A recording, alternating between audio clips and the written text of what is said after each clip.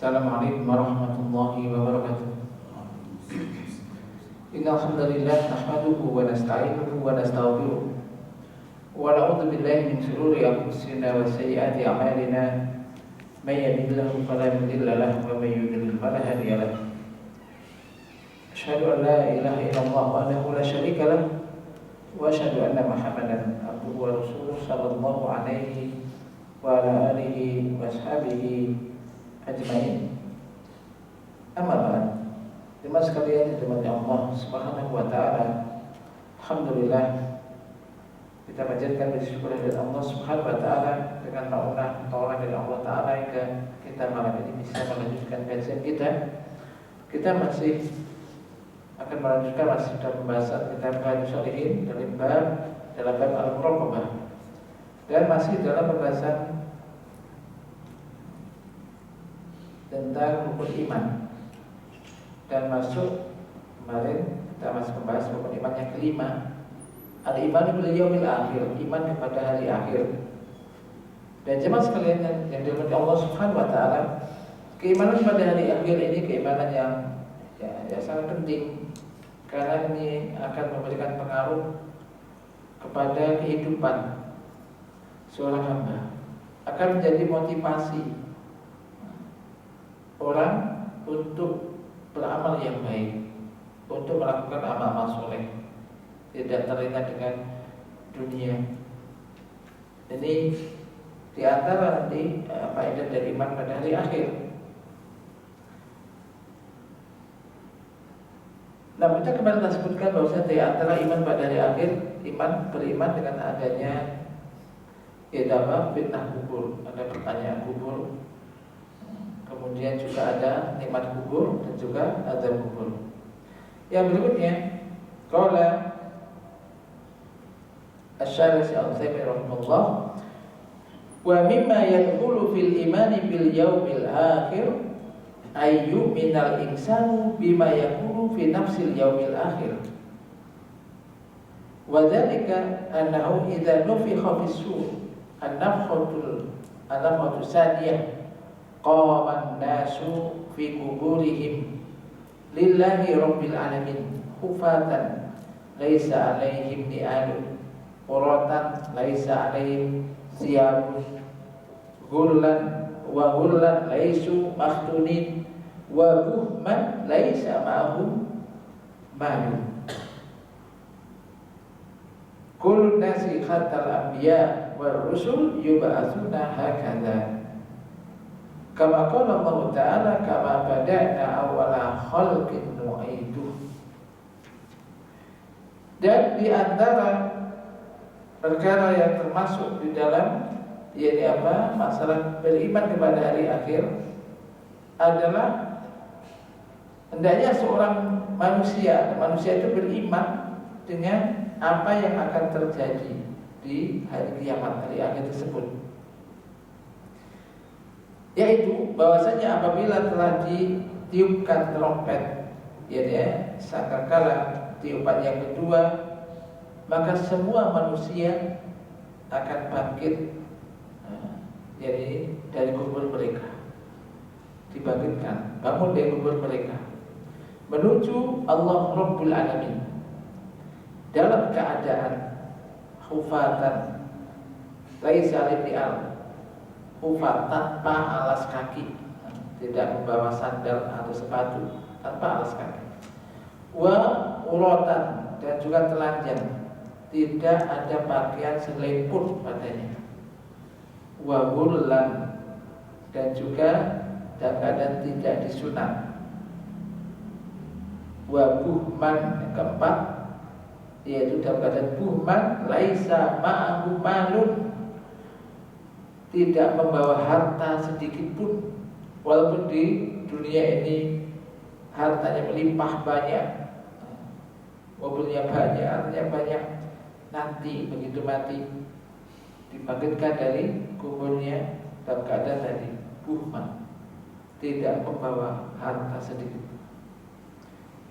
Semua manusia sampai para nabi dan rasul akan dibangkitkan demikian. Bayangkan keimanan dengan semacam ini apa yang diadakan? Akan dibangkitkan dalam keadaan tidak membawa apa-apa. Tidak membawa apa-apa. Jadi kalau ingat demikian, ketika orang di dunia diberi harta, kelebihan harta, harta dunia, maka bagaimana caranya agar nanti bisa berfaedah di akhirat? Ya, dia infakkan, sedekahkan, belanjakan, bisa beli dan seterusnya. Kalau dia dikumpul-kumpulkan kemudian dia mati, miliaran dikumpulkan, ya paling yang menjadi warisan aja. Jadi warisan, ya kalau nanti bisa mengaturnya. Intinya di sini itulah keadaan manusia. Semuanya sama disebutkan. Manusia semuanya sama, kata al-anbiya wa rasul. Sebagaimana Allah Ta'ala berfirman, kama bada'na awwala khalqin nu'iduh. Sebagaimana kami memulai awal penciptaan, maka demikian pula kami akan mengembalikan. Maka ini harus kita imani, manusia mati itu habis nanti akan hidup kembali, hidupkan kembali. Nah, jadi kesempatan untuk berbuat baik, kesempatannya itu cuma sekarang waktu di dunia ini. Sampai kapan kita ada kesempatan? Gak tahu. Karena asal gak ada yang tahu. Matinya mesti, kapan datangnya gak tahu. Berarti kan harus lebih waspada harusnya manusia. Kalau masih muda-muda begini, jangan berpikir nanti masih lama, masih kurang sekian tahun, belum tentu. Kita nggak tahu. Begitu sudah mati, tidak bisa lagi beramal. Ya tinggal nanti menerima hasil amal dia. Maka sekali lagi keimanan kepada hari akhir ini akan menjadi motivasi orang itu untuk berbuat baik, ya, untuk berkata yang baik atau dia, untuk tidak menyakiti tetangganya, untuk memuliakan tamunya. Ini termasuk jadi apa? Bas dari keimanan pada Allah dan hari akhir. Kita lanjutkan. Fakama anal insana yakhruju min batni ummihi hakada 'ariyan ghairu mutana'il ghairu makhtunin laisa mahmanun fa kadzalika yakhruju min batnil ardi yaumal qiyamah ala hadhihi sifah. Maka sebagaimana manusia ini keluar dari perut ibunya, demikian dalam kondisi bayi yang baru lahir. Lihat bayi yang baru lahir dari perut ibunya dalam kondisi apa? Arian. Ini apa? Ghairu arian, dia telanjang. Kemudian juga arian ghairu mutana'ilin atau uratan atau khufat khafiyan ghairu munta'ilin. Dia telanjang, tidak ada pakaiannya, tanpa alas kaki.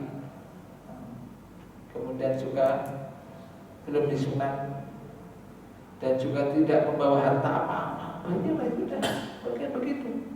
Maka demikian pula dia nanti akan keluar dari dalam perut bumi pada hari kiamat. Yaitu seperti itu pula. Yaqumuna li rabbil alamin ar-rijal wan nisa. Mereka akan bangkit berdiri menuju Rabbul Alamin, laki-laki dan perempuan. Wasighar wal kibar, yang kecil maupun yang besar. Wal kufar wal mu'minun, orang kafir maupun orang mukmin. Kulluhum ala hadzal wasfi ufatan burlan buhman.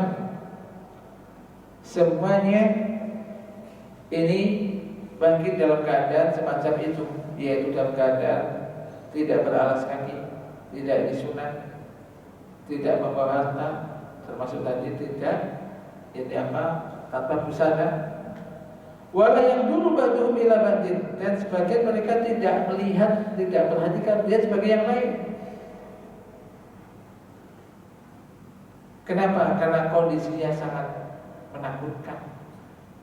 Jadi hebatnya masalah kondisi semacam ketika itu gak sempat orang perhatikan orang lain. Jadi semua masing-masing disibukkan dengan urusan masing-masing, sehingga gak sempat melihat sebagian yang lainnya. Fal amru a'zamu min ayyanduru ba'dun nas ila ba'din. Jadi urusan perkaranya itu lebih besar daripada hanya sekedar sebagian memperhatikan sebagian yang lainnya. Kata laki-laki dan perempuan kan memperhatikan. Karena kondisinya sangat dahsyat ketika itu. Rubbama takunul mar'atu ila jambi rajul wa la yanzuru ilaiha wa la tanzuru ilaihi. Terkadang bisa jadi seorang wanita berada berdiri di samping laki-laki, namun laki-laki itu tidak juga melihat wanita tersebut dan juga wanita itu pun tidak melihat laki-laki tersebut. Walaupun kondisinya semacam tadi. Sebagaimana Allah Ta'ala telah berfirman, fa idza ja'atis sakhah yauma yafirrul mar'u min akhihi wa ummihi wa abi wa sahibatihi wa bani likulli imri'in minhum yauma idin sya'nu yughni. Maka apabila telah datang hari kiamat, hari di mana seseorang lari dari saudaranya, bukan menuju saudaranya, tapi lari dari saudaranya, jauh dari ibunya dan juga dari bapaknya, dari istrinya dan juga dari anak-anaknya. Masing-masing orang di antara mereka pada hari itu memiliki urusan yang menyibukkannya, yang ngurusin dirinya sendiri. Ini kondisi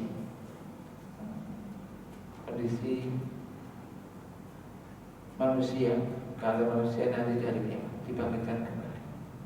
Dan sekali lagi kondisi semacam ini menjadikan kita banyak nanti faedahnya. Kalau saya yakin ketika manusia akan dihidupkan kembali, maka dunianya sewajarnya berbuat, dan jangan sampai kemudian terlena dengan dunia dari kewajiban utama dia beribadah kepada Allah Subhanahu wa Ta'ala. Karena baik orang miskin atau orang kaya begitu sama-sama mati nanti akan dibangkitkan sesuai dengan amal masing-masing. Nah, berikutnya, wa minal imani bil yaumil akhir antum bi anna Allah Subhanahu wa Ta'ala yabsutu hadhil arda wa yamudduha kama yumaddul adimu ay al-zil li anna ardona al-yawma qurratan mustadiratan Membaijatun ba'da syai'i minal janub wasyamal lakinnahu mustadiratan kama yufiduhu qawluhu ta'ala idza sama'un syaqqat wa adinat li rabbiha wa huqqat wa idal ardu muddat. Maknahu annaha la tumaddu ila idan syaqqatis sama wa dzalika yaumul qiyamah. Fa tubsatu al-ardu kama yubsatu al-jildu al-madbuh laisa fiha awdiyatun wala asjar wala bina'un wala jibal. Yadaruha Rabbu azza wa jalla qawa'an safsafa la tara fiha iwaja wala amta yuhsharu nasu alaiha ala wasfil madhkur anima wa tutbas samawatu yadwiha Rabbu azza wa jalla biyamini wa tudna samsu minal khalqi hatta takuna fawqa ru'usihim biqadri mil imma masafatan wa imma mil al-mukh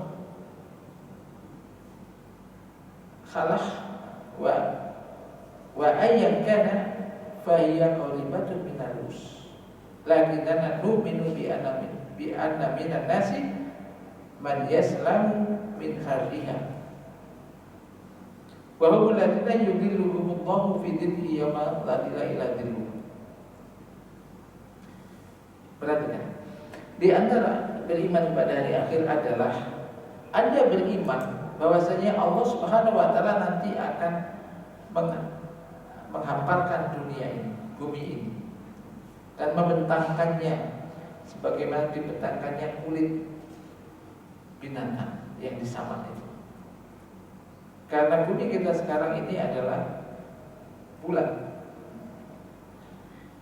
agak lonjong sedikit, bulat dari ke arah selatan atau utara, Akan tetapi di bulan sebagaimana ini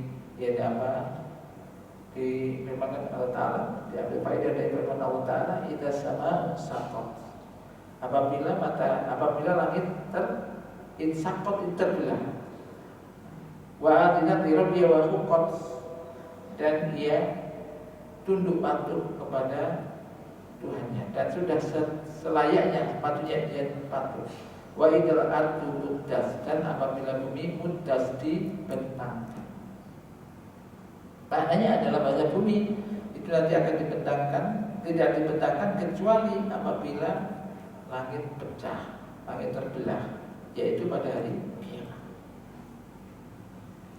Maka bumi dibentangkan sebagaimana dari kulit yang disamak. Anda kemarin kayak nyembelih kambing, kulit di kambing, ya kan, kulit disamak, kulit kambing dilepas harus dibeber, ya, ini beber begitu. Dimana di situ tidak ada lagi lembah, tidak ada pepohonan, tidak ada bangunan, tidak ada gunung-gunung. Allah Subhanahu wa Ta'ala menjadikan hamparan yang luas rata. Tidak ada lekuk sedikit pun, rata.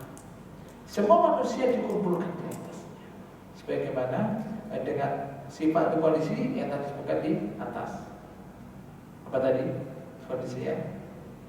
Tanpa alas kaki, tanpa pakaian, tidak disunat, tidak bawa apa. Anda bisa bayangkan. Langit dilipat, Allah Azza wa Jalla melipatnya dengan tangan kanannya. Matahari didekatkan di atas kepala sampai sebatas mil. Nah, kata mil ini mungkin jaraknya 1 mil. 1 mil kan hanya berapa kilo aja. 1 mil didekatkan di atas kepala. Atau juga ada yang menyebutkan mil itu mil untuk celak, tahu celak segini. Beliau sebutkan baik yang mil alat untuk celaan atau mil memang masafah jarak perjalanan, tapi itu menunjukkan sangat dekat. Sekarang saya panasnya kayak gini, berapa ribu kilo sekarang itu. Udah panas, bagaimana kalau didekatkan di atas kepala dengan jarak sedemikian itu. Jadi ini keadaannya. Akan tetapi kita beriman bahwasanya di antara manusia nanti ada yang selamat, yaitu selamat dari panasnya matahari itu, berada di bawah naungan Allah yang tidak ada naungan kecuali naungan dari Allah Ta'ala.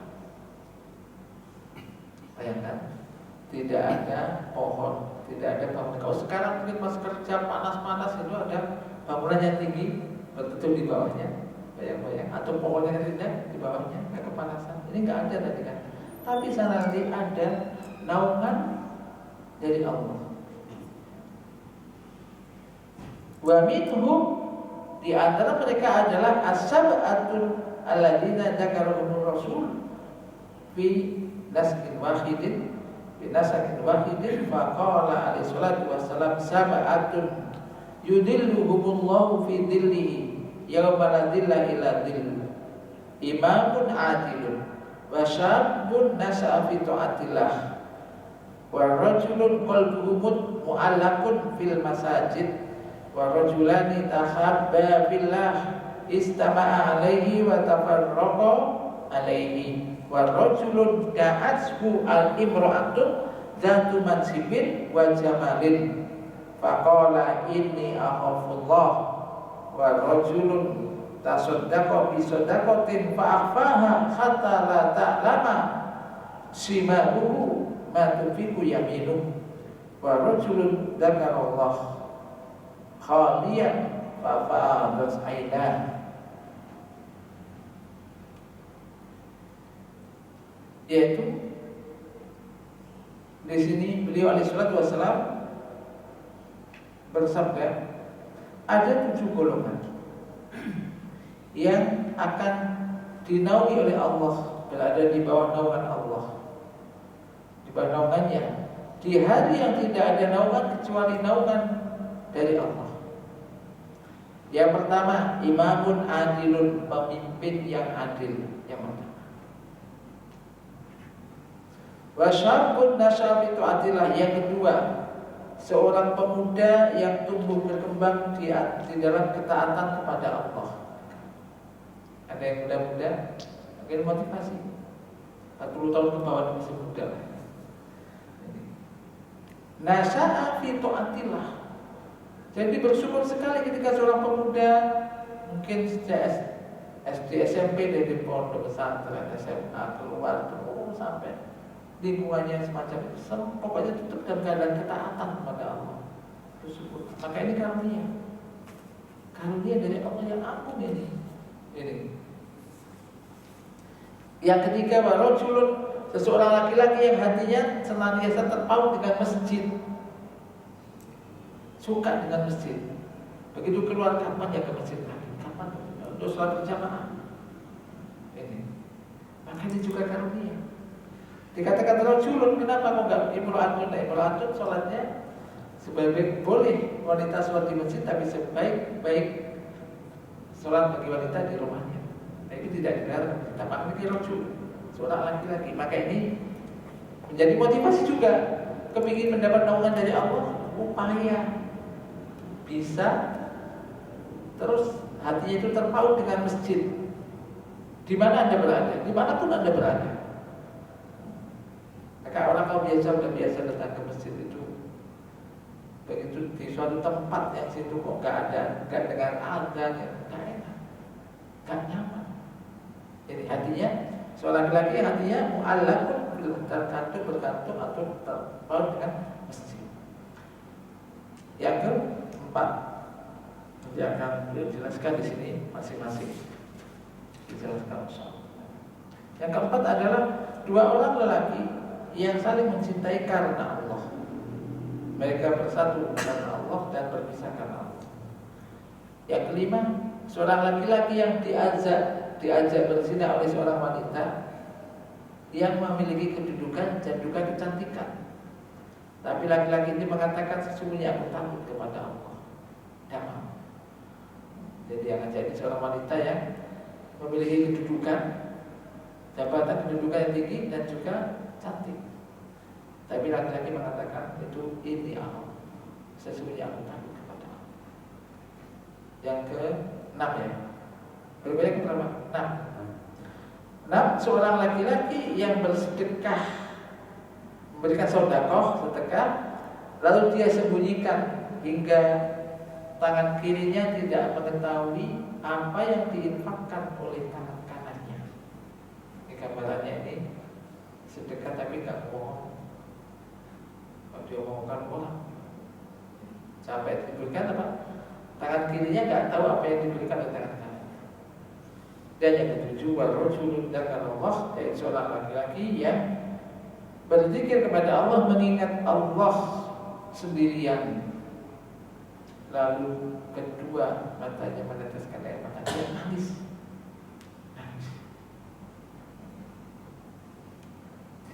Dan beliau sebutkan akan kemudian beliau jelaskan akan energi. Yang pertama tadi adalah al-imamul adil, seorang pemimpin yang adil, yaitu dia yang bersikap adil di tengah-tengah rakyatnya.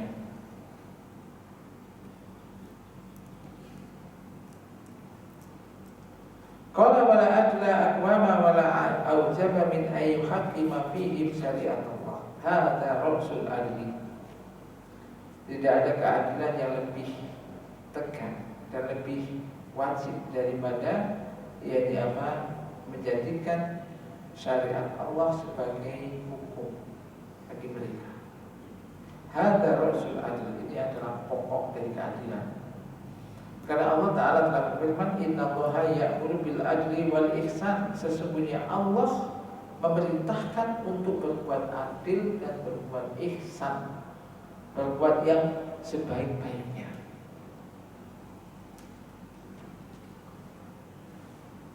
Faman hakama sa'yahu bi ghairi syariatillah fa innahu ma adalah bal huwa kafirun wal yadu billah li Allah ta'ala wa man lam yahkum bima anzalallah fa ulaika humul kafirun.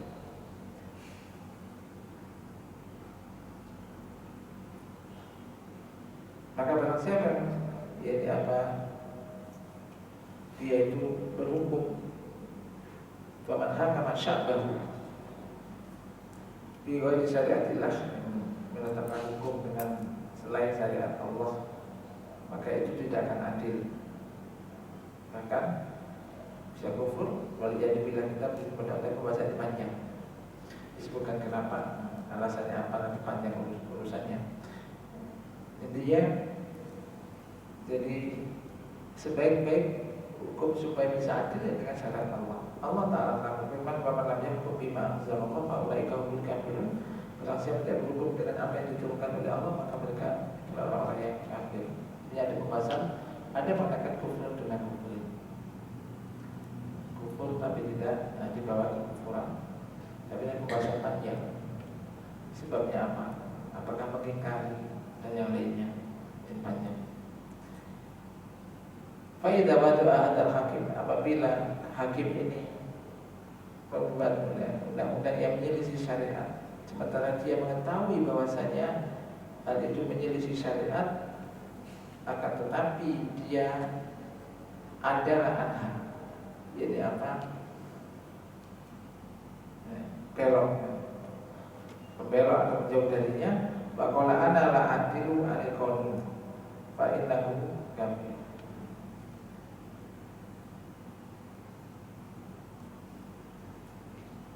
Walau sholat, walau tasodak, walau sholat, walau hajjah, walau zakar wa ta'ala, walau syahidah di Rasul alaihi salatu wassalam bilisalah, fa innahu kafirun mukhalladun fi nari jahannam yaumil qiyamah.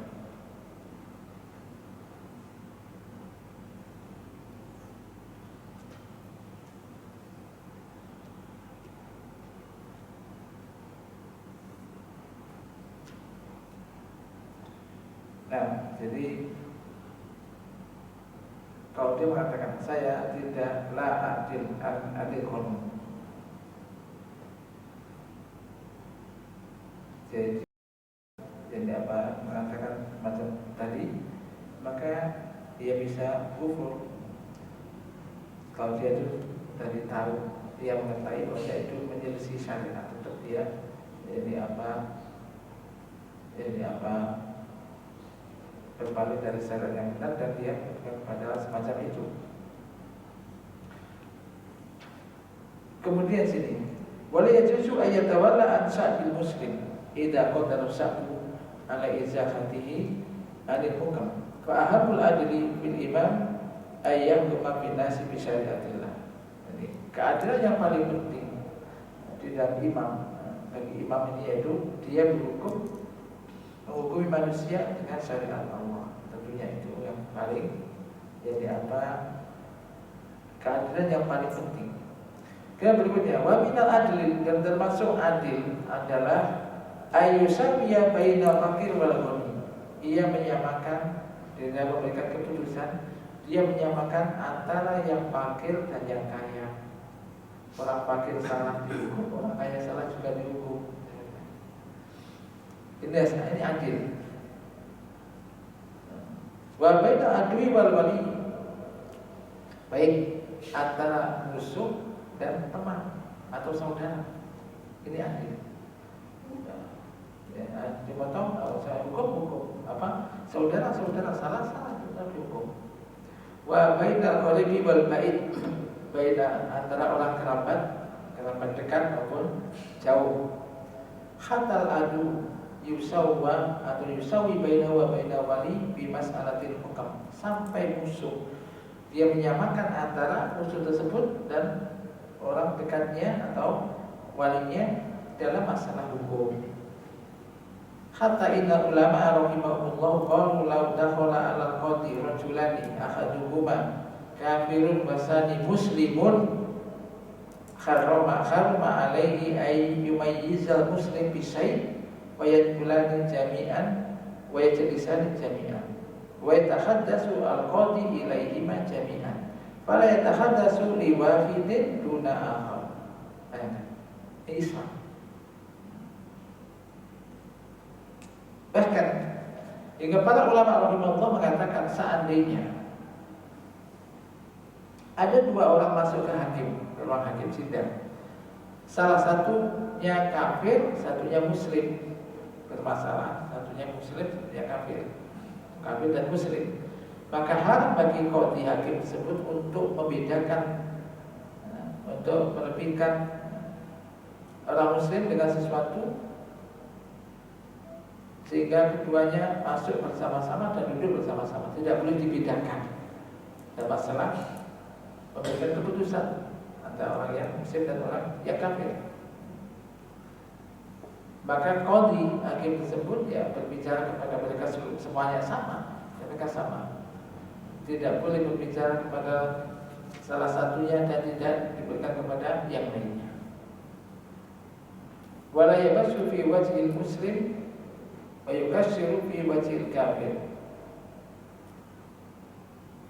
wa huma fi maqamil hukam bal yajibu ay yusawiya bainahuma. Tidak boleh dibedakan dengan ini lemah lembut dengan ini kasar, tidak, harus disamakan dalam konteks penentuan hukum. Bal yajibu ay yusawiya bainahuma, wajib bagi itu memperlakukan sama antara keduanya. Ma'an al-kafir la syakka annahu laisa kal muslim. Walaupun memang tidak diragukan lagi, orang kafir tentu tidak sama dengan orang muslim.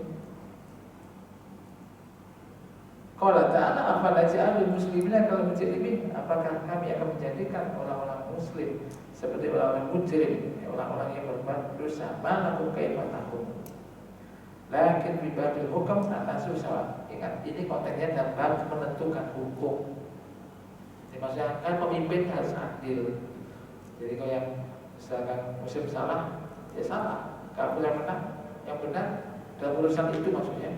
Jadi harus dibenar, itu maksud adil.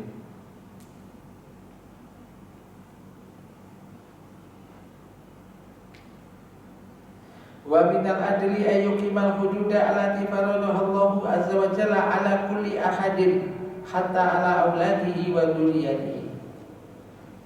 Termasuk keadilan, sikap adil adalah dia menegakkan hukum yang diwajibkan oleh Allah azza wa jalla kepada setiap orang, bahkan terhadap anak-anaknya, terhadap anak cucunya. Jadi walaupun kerabatnya, kena hukum, tegakkan hukum. Fa'idha Nabiya sallallahu alaihi wasallam bahwa adalul a'imah lama syufi'a ilaihi fi imra'atin min bani Mahzum. Amara Nabi sallallahu alaihi wasallam fa safa ilaihi Usama radhiyallahu anhu fiha fa qala lahu at-tasfa'u fi haddin min hududillah akaru alaihi. Sema qala Nabi sallallahu alaihi wasallam fa khataba nas fa hamidallah wa asna alaihi sema qala amma ba'du fa inna ma ahlakal ladina qablakum annahum kanu idza saraqa fihim syarifu tarakuhu wa idza saraqa fihim adhaifu aqamu alaihi al-hadda wa inullah ay akhlafu billah wa anna Fatimah law anna Fatimah binta Muhammadin saraqat la qata'tu yadaha sallallahu alaihi wasallam. Perhatikan di sini. Jadi sesungguhnya Nabi sallallahu alaihi wasallam dan beliau adalah imam yang paling adil, adilul a'imah, pemimpin yang paling adil. Tatkala jadi ada seorang wanita dari Bani Mahzum. Bani Mahzum termasuk golongan yang mulia di kalangan Arabnya. Ini melakukan kesalahan, disebutkan dia pinjam sesuatu, kemudian dia mengingkari, katanya nggak pinjam. Akhirnya dilaporkan pada Nabi dan Nabi memerintahkan untuk dipotong tangannya wanita ini.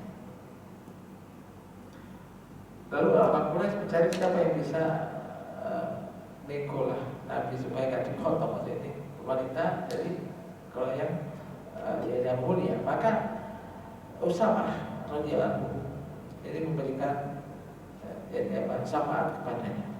Lalu Nabi SAW bersabda, atas fa'u fi haddin hududillah, apakah engkau akan berikan syafaat terhadap hukum yang akan ditegakkan di antara hukum-hukum Allah?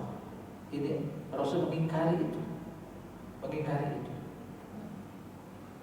Kemudian beliau Nabi SAW berkhutbah di hadapan manusia. Dia memuji Allah, menyanjung Allah. Kemudian bersabda amat bantu, sesungguhnya orang-orang sebelum kalian telah binasa karena mereka apabila ada orang yang mulia di antara mereka mencuri, mereka biarkan gak dihukum. Dan jika ada orang yang lemah di antara mereka mencuri, mereka tegakkan hukum itu. Apa maksudnya? Dihukum maksudnya. Orang yang mulia, tak pejabatnya atau apa, itu mencuri tidak dihukum. Tapi kalau orang yang lemah, miskin, orang yang tak punya kedudukan apa-apa ketika mencuri, maka ditegakkan hukuman. Maka belum bersumpah dengan Allah. Beliau Nabi mengatakan, seandainya Fatimah putrinya Muhammad itu mencuri, niscaya aku akan potong tangannya. Itu menutup pintu nanti supaya tidak menutup pintu-pintu yang perlakuannya semacam tadi. Ini anaknya orang yang ningrat, anaknya pejabat, enggak boleh cukup. Nabi mengatakan, ketika itu Nabi langsung dia memungkinkan dia, seandainya Fatimah putrinya Muhammad, anak beliau sendiri, seandainya ini mencuri, niscaya kata beliau, aku akan potong tangannya. Dia akan tegakkan.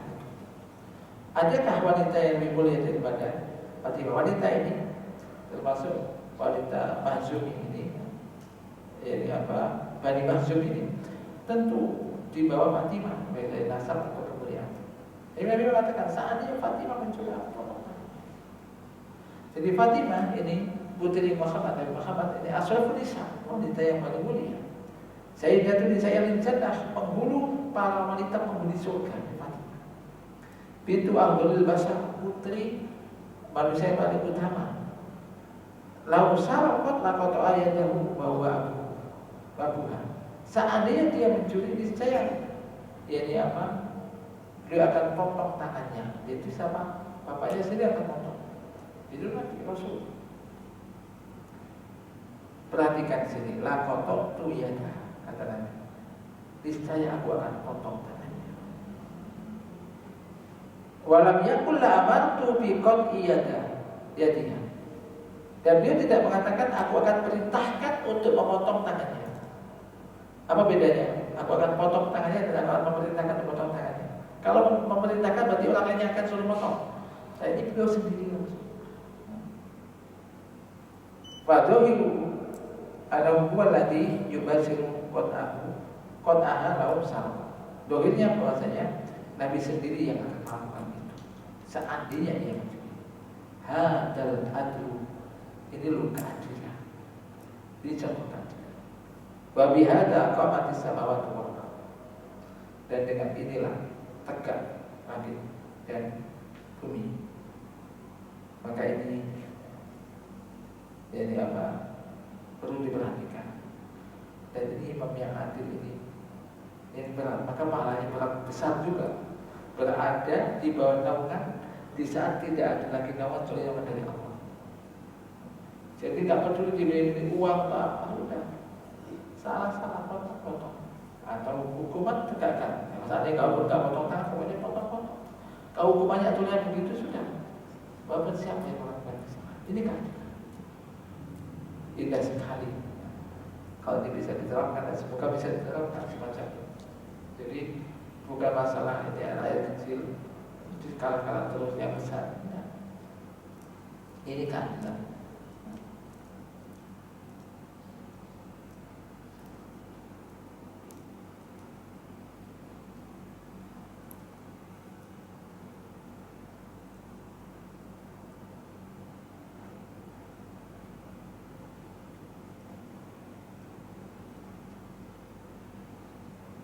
Kemudian Wa min ajlil imami ay waliya al-manasib min man huwa ahlun laha fi dinihi wa fi quwwatihi fayakunu aminan wa qawiyan ahlan lil amri alladhi uliya alaihi. Dan di antara keadil-adilnya seorang pemimpin adalah dia akan mengangkat pejabat-pejabat itu orang-orang yang memang ahlinya, yang agamanya kuat dan juga ahlinya yaitu fi dinihi wa quwwatihi, agamanya kuat, mereka juga punya kekuatan untuk melakukan itu. Maka dia aminan wa qawiyan, bisa amanah dan kuat. Amanah bisa dipercaya dan kuat untuk melakukan tugas tersebut. Ahlan lil amri alladzi alaihi, memang ahlinya, bidangnya memang pas dan cocok sesuai dengan tugas yang akan diberikan. Ini termasuk juga bentuk adil. Tidak peduli apakah dia masih keluarganya atau bukan, yang penting orang itu amanah, bisa percaya, punya kekuatan ilmu untuk bisa menunaikan tugas yang akan diberikan.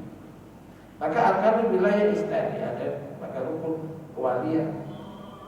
Ini ada dua, yaitu al-quwwah wal amanah. Ada dua itu, kekuatan dan amanah. Jadi kalau ada karyawan namanya amanah dan kuat, mempunyai kekuatan. Oke, kita ada dulu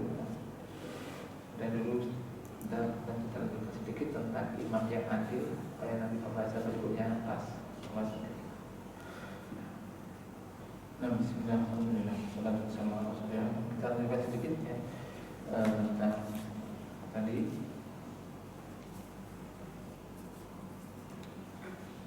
Jadi rukun dalam mengangkat pegawai ya macamnya, yaitu ada kekuatan dan amanah, kuat dan amanah. Allah Ta'ala telah berfirman, inna khairal man istajarta al-qawiyul amin. Sesungguhnya sebaik-baik orang yang kau jadikan pekerja itu adalah orang yang kuat lagi amanah, kuat dan amanah. Ini. Demikian juga qala ibritu minal jin di Sulaiman, ana atika bihi ai bi arsi Bilqis qabla an taquma min maqami wa inni alaihi laqawiyyun amin. Ifrit dari golongan jin berkata kepada Sulaiman, aku akan mendatangkan singgasana Bilqis kepadamu sebelum engkau berdiri dari tempatmu, dan sesungguhnya aku kuat untuk itu dan bisa dan amanah yang bisa dipercaya. Maka di sini yaitu faminal adl alla yuwalliya ahadan mansiban illa wa huwa ahlun lahu fi quwwatihi wa fi amanatihi.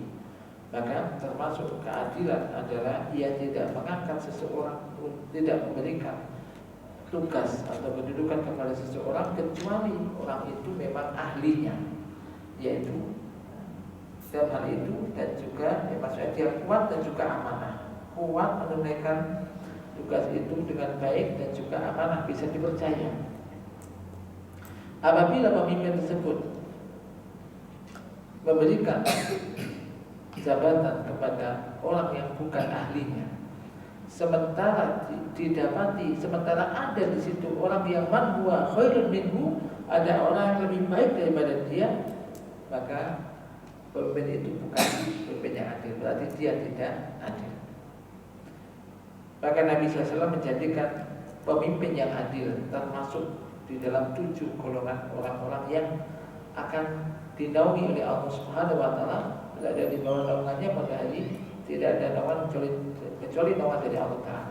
Dan Allah Subhanahu wa Ta'ala menjadikan ini golongan yang pertama dari 7 golongan tersebut karena keadilan di dalam masyarakat terkait dengan masalah rakyat ini sulit sekali sebenarnya.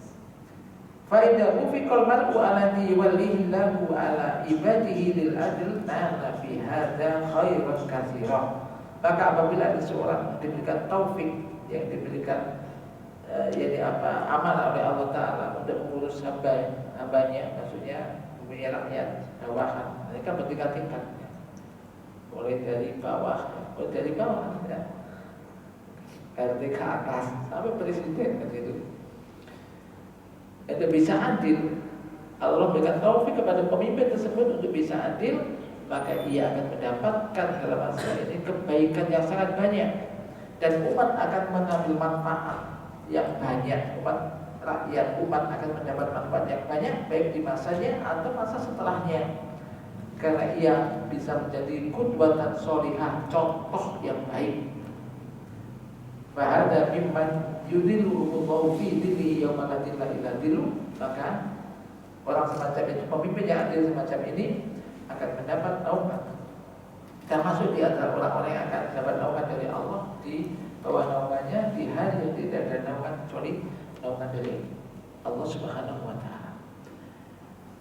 Ini mungkin yang bisa kita sampaikan di malam ini. Semoga ini bisa memberikan manfaat, faedah bagi kita semuanya. Apabila ada benarnya dari Allah, apabila ada salah dan khilaf dari diri saya, mohon maaf. Semoga diampuni Allah Subhanahu wa Ta'ala. Allah manfa'na bima 'allamtana wa 'allimna ma yanfa'una wa rzuqna ilman tanfa'una bihi. Wa sallallahu ala nabiyyina Muhammad. Subhanakallahumma wa bihamdika asyhadu an la ilaha illa anta astaghfiruka wa atubu ilaik. Assalamualaikum warahmatullahi wabarakatuh.